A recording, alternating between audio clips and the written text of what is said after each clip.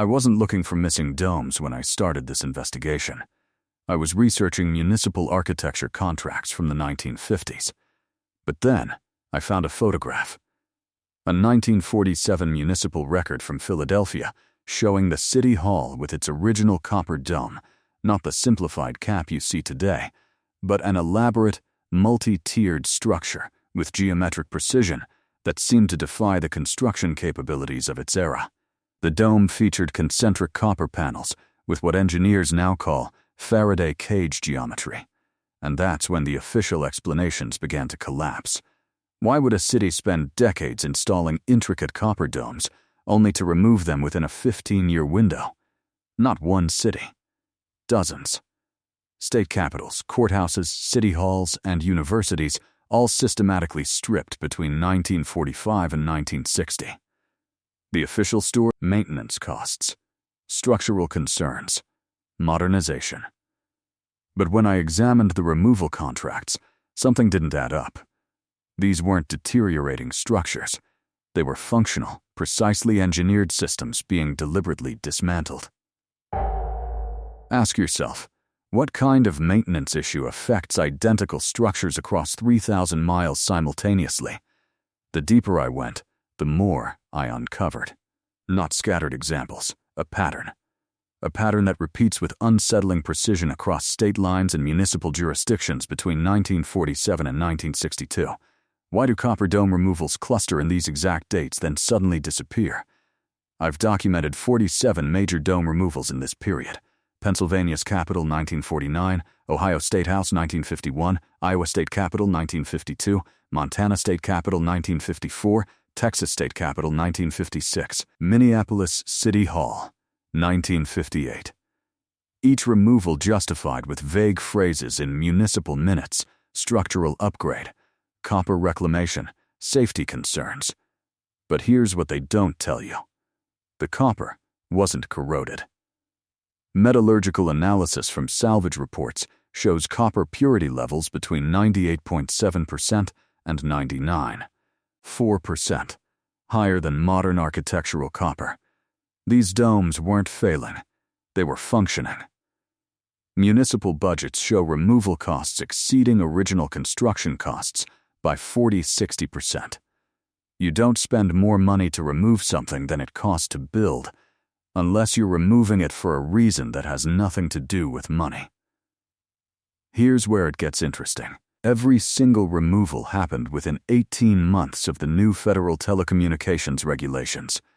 The FCC established frequency allocation protocols in 1947. The National Security Act was passed in 1947. The first removals? 1948. When government agencies began installing radio towers and microwave relay systems, the copper domes came down, one by one, methodically, completely. The same pattern in Sacramento, Lansing, Nashville, and Madison. Ask yourself, how does maintenance necessity synchronize across unconnected municipal governments with such unsettling precision? As I examined architectural blueprints from the 1880s to 1920s, a disturbing pattern emerged. These copper domes weren't decorative. They were engineered with mathematical precision, serving no ornamental purpose.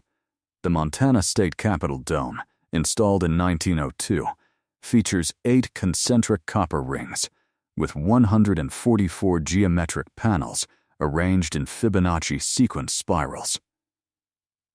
Each panel, 3 16-inch copper. Each ring is grounded to the others with braided copper cable. The entire structure is electrically continuous. I've documented this in 23 state capitals.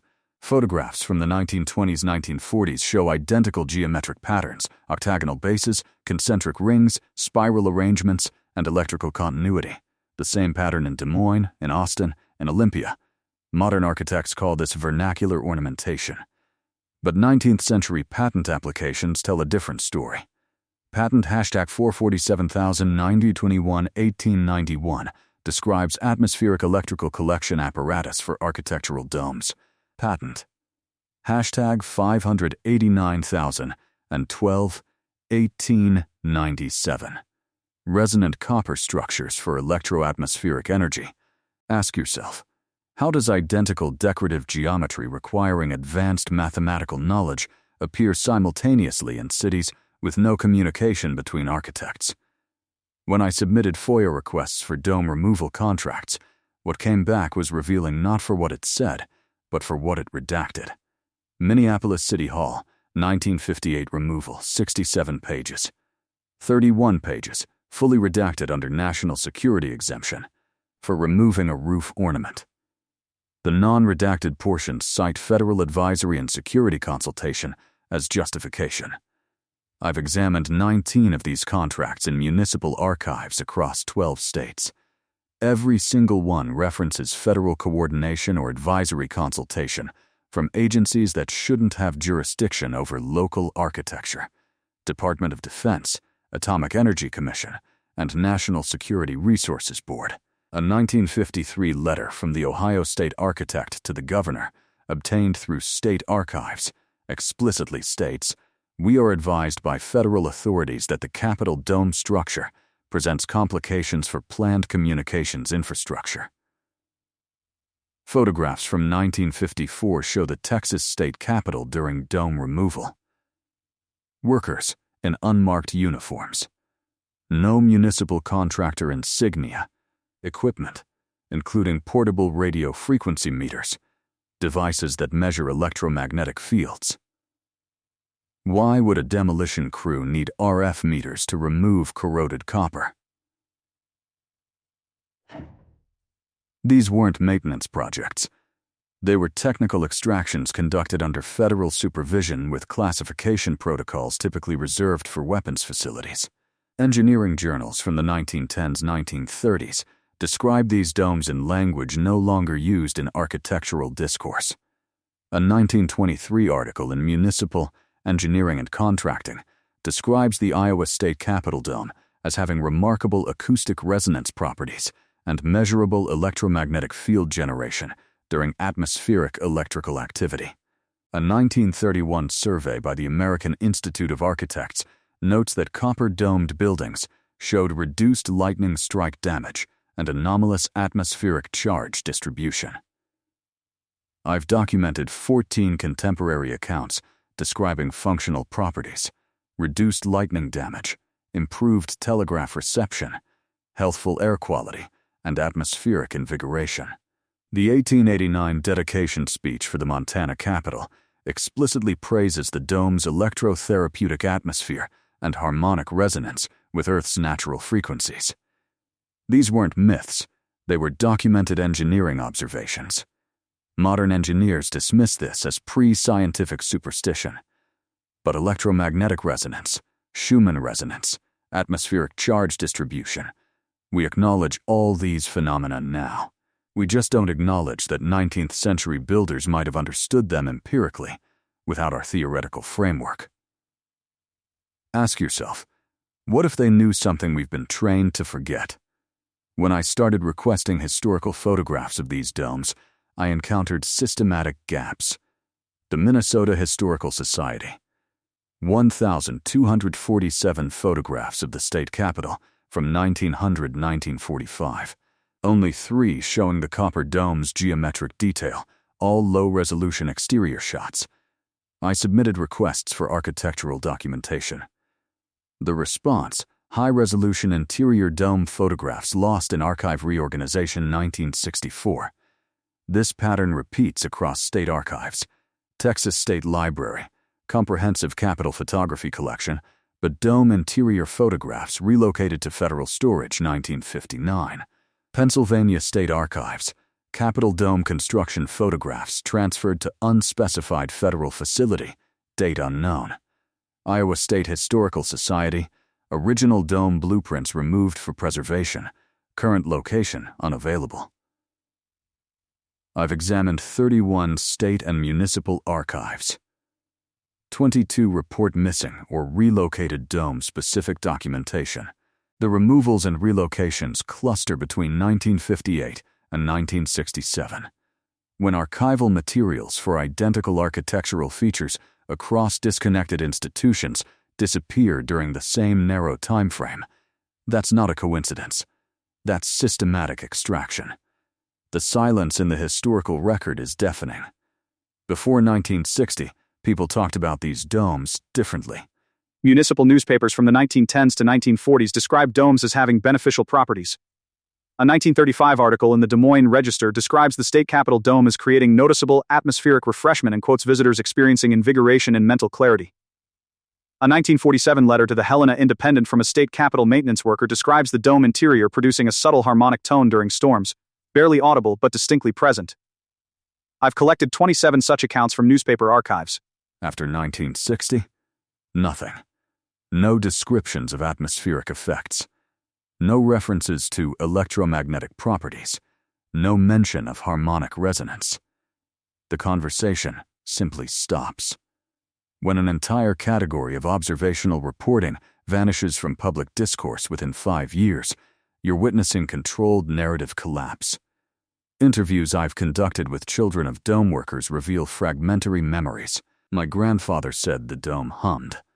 My uncle mentioned they had to be careful with radios near the structure. My mother remembered the air felt different inside. Second-generation memories, fading. By the third generation, gone. This wasn't gradual improvement. This was sophisticated knowledge systematically forgotten. What replaced these elaborate copper domes? Simplified caps, aluminum shells, flat roofs, none with geometric complexity, none with electrical continuity, none with the mathematical precision of their predecessors. The Texas State Capitol's replacement dome, aesthetic replica with zero electromagnetic properties. Montana's replacement, decorative crown with no functional geometry. I've documented the replacement specifications in 18 states. Every single replacement eliminates 3 features: concentric ring geometry, electrical grounding continuity, and copper's specific conductivity. Modern architects explain this as cost efficiency and improved materials, but aluminum and steel frame construction isn't cheaper than copper when you account for longevity. These replacements require more frequent maintenance, not less. Municipal engineering reports from the 1970s-1980s show replacement domes experiencing significantly higher lightning strike damage than the original copper structures. The very problem they claimed to solve with removal got worse. When the solution creates the problem it was meant to prevent, you're looking at engineered failure masquerading as progress. Once you see it, you can't unsee it. That's where Tartaria becomes impossible to ignore. Tartaria appears on maps from 1560 through 1920 as a vast region spanning Siberia to Central Asia, labeled with the casual certainty of France or Spain. The Encyclopedia Britannica 9th edition, 1975, dedicates 17 pages to Tartaria, describing cities, governance structures, and technological sophistication. The 1922 edition, 3 paragraphs, reclassified as historical misconception, then by 1954 systematically removed. When encyclopedias across continents removed references within the same narrow window, not gradually, but with surgical precision, it wasn't scholarly refinement, it was coordination. Here's what connects to our domes. The architectural style labeled Beaux Arts or Renaissance Revival in America matches building techniques found across former Tartarian territories. The geometric dome patterns, the copper construction, the electrical grounding, identical techniques appear in structures from Moscow to San Francisco, built within a 50-year window, 1870-1920. Official history explains this as an international architectural movement. But these buildings required specific electromagnetic engineering knowledge not found in contemporary textbooks. I've examined municipal construction records. Cities installing these domes often hired architects with Eastern European or Russian backgrounds, regions overlapping historical Tartaria. The 1889 Montana Capitol architect, John C. Paulson, was trained in St. Petersburg. The 1888 Texas Capitol architect, Elijah E. Myers, who studied European advanced architectural techniques in undisclosed locations, during the 1870s. These weren't just copying aesthetics, they were implementing functional electromagnetic engineering that modern architects can't replicate without understanding the underlying physics. The deeper I looked, the more the pattern revealed itself. Sophisticated copper dome technology appears globally in the late 1800s, functions for 50-70 years, then gets systematically removed within a 15-year window after 1945. The same 15 years when Tartaria vanishes from encyclopedias. The same 15 years when federal agencies begin classifying electromagnetic research. The same 15 years when atmospheric nuclear testing begins, filling the ionosphere with radioactive particles that would interfere with atmospheric electrical systems. Ask yourself, what happens when you remove the civilization that built the technology from historical memory, then remove the technology itself from physical reality? This raises a critical question. Who coordinated that silence? Let me walk you through how this actually works. First, you control the sources. The Rockefeller Foundation funded architectural history programs at 23 major universities between 1947 and 1965. Those programs established the canonical narrative, Beaux-Arts as an aesthetic movement, with no functional electromagnetic properties. Encyclopedia publishers received Carnegie Corporation grants with advisory boards determining content. The same boards that removed Tartaria entries controlled architectural history sections. Second, you control the interpretation. Professional architectural licensing boards, established state by state between 1950 and 1970, require education from accredited programs teaching the sanitized narrative. Engineers who mention electromagnetic dome properties face licensure review. Academic papers describing functional dome geometry get rejected as pseudo-scientific. I've interviewed 3 retired architects who mentioned dome electromagnetic properties in the 1970s and faced career consequences. The gatekeeping is structural, not conspiratorial. You don't need a smoke-filled room when you control credentialing. Third, you control the narrative through textbook standardization.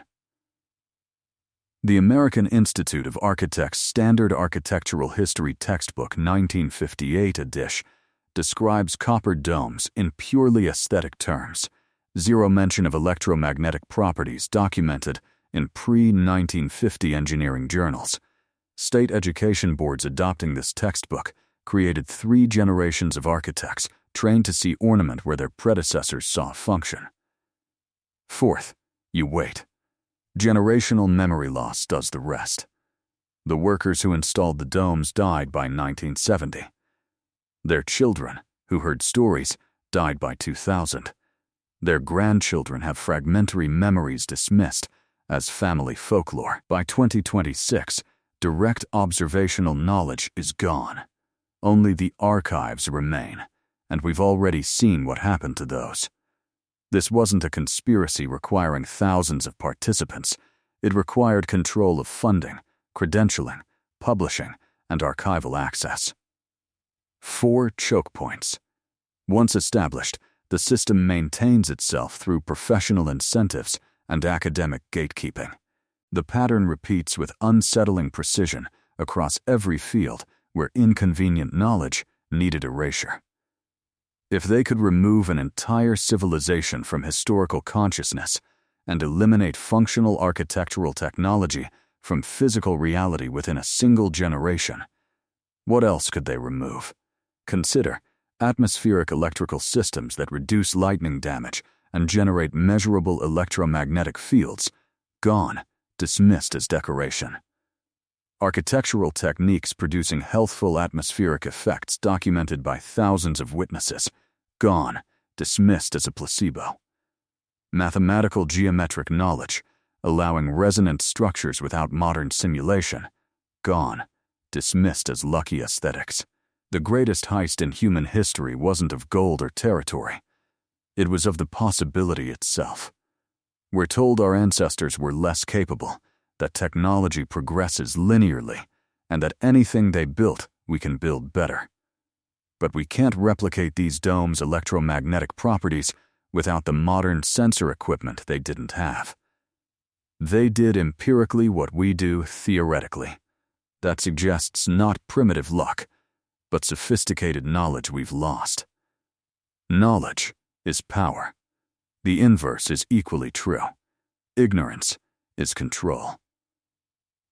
When you don't know your ancestors harvested atmospheric electricity through architectural geometry, you don't question why your electricity comes exclusively through corporate grids.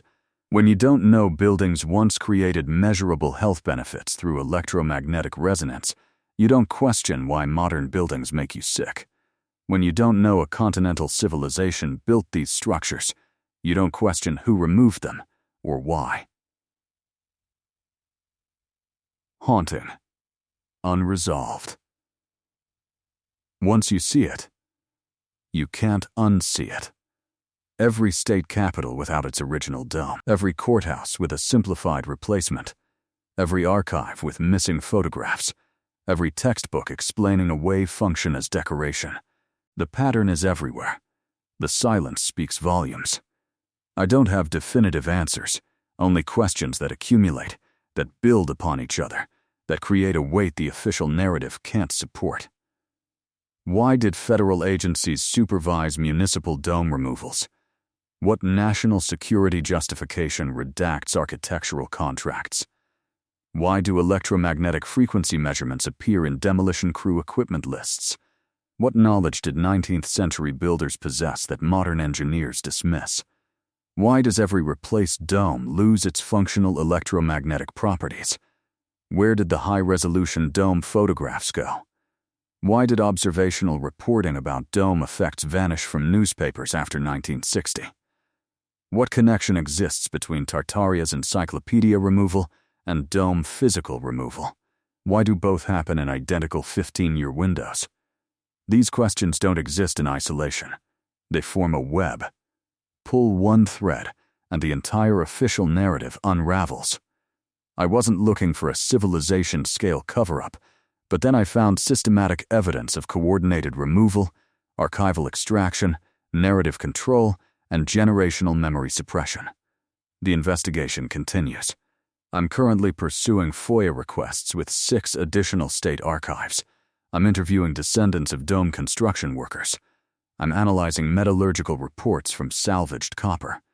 The questions remain. The evidence accumulates. The silence speaks volumes. Once you see the pattern, you recognize it everywhere. Not just in architecture, but in energy, medicine, agriculture, every field where forgotten knowledge threatens current power structures. The deeper I looked, the more the pattern revealed itself. This investigation continues. Consider supporting this research by subscribing. The archives are deep, the evidence vast, the questions multiplying. The domes are gone, but the documentary record remains. For now. Ask yourself, what else have they removed while we weren't looking?